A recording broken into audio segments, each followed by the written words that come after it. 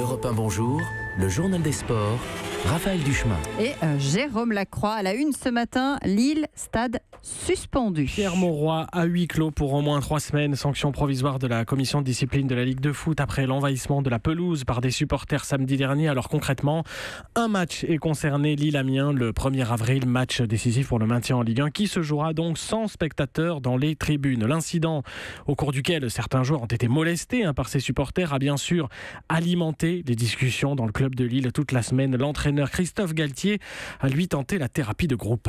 J'ai parlé avec mes joueurs, avec mon groupe, en essayant de libérer la parole, faire en sorte que tout le monde puisse évacuer de la déception ou de la colère ou des craintes ou de la peur. J'ai trouvé mes joueurs très peu bavards, mais ensuite je les ai trouvés très actifs sur le terrain et dans les séances. Et la commission de discipline de la Ligue prononcera des sanctions définitives le 5 avril. Après enquête, les Lillois qui se déplacent ce soir à Monaco, début de la 30e journée de Ligue 1.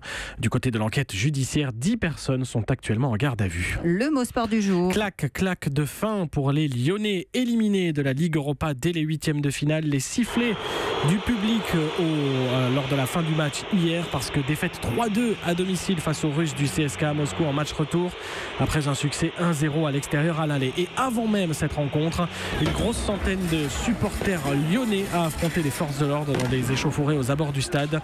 8 policiers blessés, 3 interpellations. Les Marseillais seront donc les derniers représentants français en Coupe d'Europe cette saison. Victoire 2-1 à Bilbao, tirage au sort des quarts de finale 13h.